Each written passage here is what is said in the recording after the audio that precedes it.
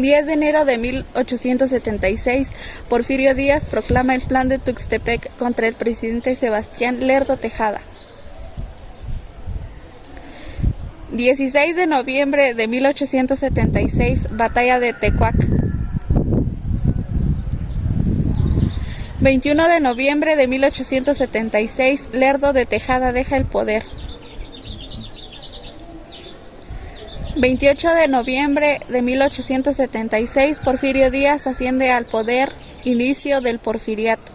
Primera etapa del porfiriato, 1877 a 1888, periodo de pacificación, unificación, conciliación y negociación, pero también de represión.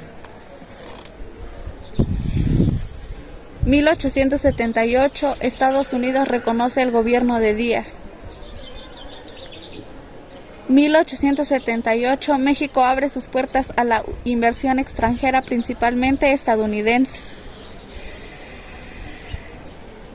1810, Porfirio Díaz cede el poder a Manuel González.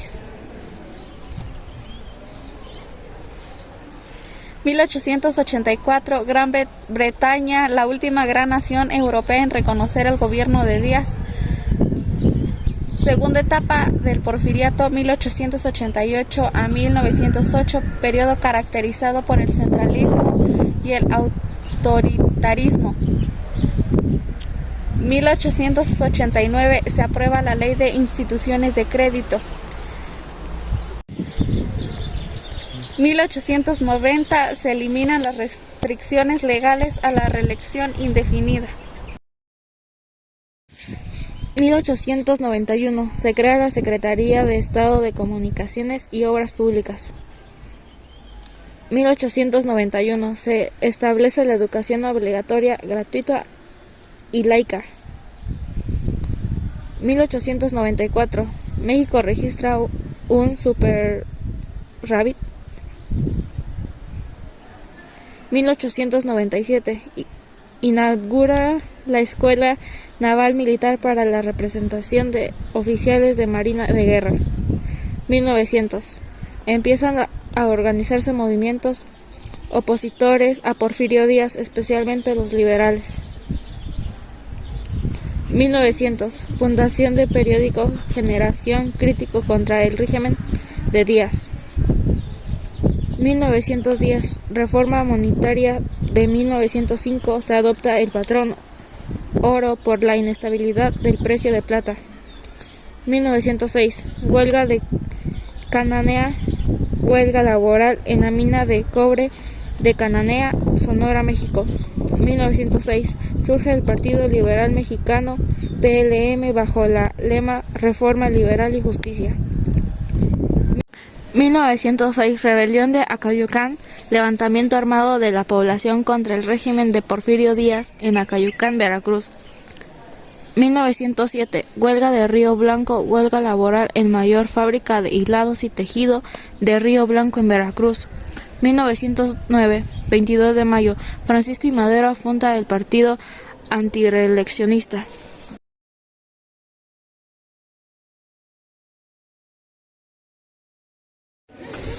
1910, del 10 de julio, Díaz vuelve a ganar elecciones presidenciales mientras Madero está en prisión. 1910, de 5 de octubre, Madero promulga el Plan de San Luis tras huir de la cárcel, exhortando a los mexicanos a luchar. 1911, 10 de mayo, Pascual Orozco y Pancho Villa toman Ciudad Juárez, victoria maderista. 1911, 21 de mayo, se firman los tratados de Ciudad Juárez. 1911, 25 de mayo, fin del porfiriato. Díaz abandona el poder tras años y se exilia en Francia. Abril 15 de 1910, antirreelecciones. Los que estaban en contra de la antirreelección postularon a Francisco I. Madero para que se enfrentara a Porfirio Díaz. Octubre 5 de 1910, Plan de San Luis. Francisco I. Madero publica este plan para que despojen a las autoridades del inmenso poder que tienen. Mayo 10, 1911, extorsión. Pascual Orozco pide atacar y tomar Ciudad Juárez. Madero envía un telegrama donde él exigía la renuncia de los dos líderes del país.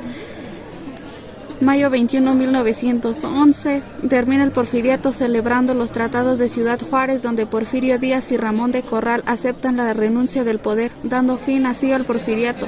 Porfirio Díaz es sustituido por Francisco León de la Barra. Marzo 12, 1912. Plan de Chihuahua de la empacadora. Se trataba de un documento extenso con múltiples críticas al gobierno de Madero y con importante programa de reforma política, agraria y obrera, mucho más avanzado y balanceado que los planes de San Luis Potosí.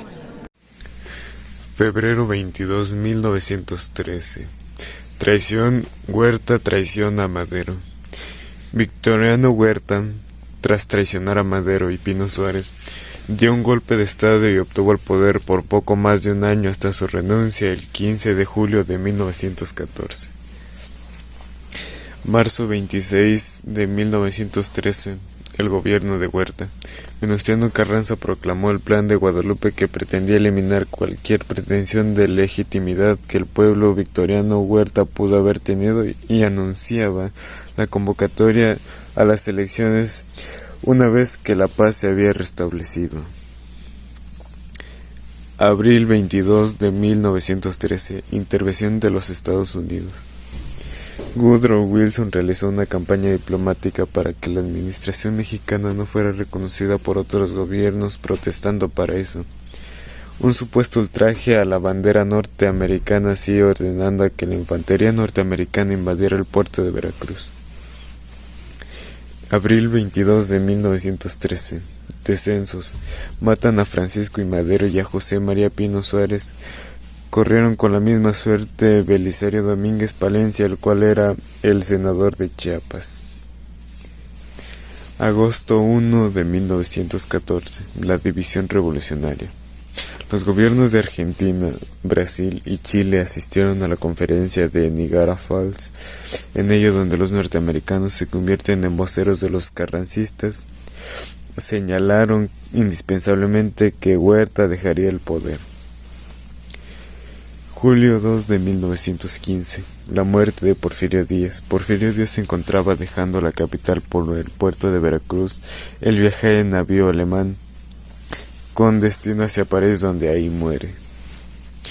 Febrero 5 de 1917. Surgimiento de la Constitución de 1917. Venustiano convoca una junta de Congreso Constituyente en la ciudad de Querétaro, al que asistieron solo diputados carrancistas. El Congreso trabajó para crear una nueva Constitución Federal en la que se integraron reformas en su articulado y establecieron principios en materia agraria.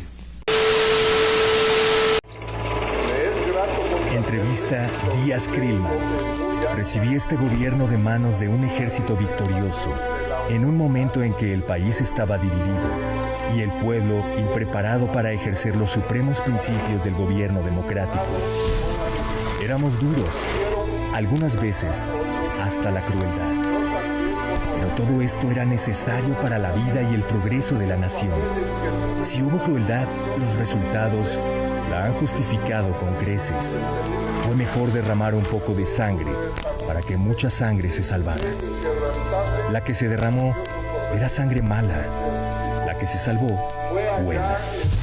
La paz era necesaria, aun cuando fuese una paz forzada, para que la nación tuviera tiempo de pensar y actuar.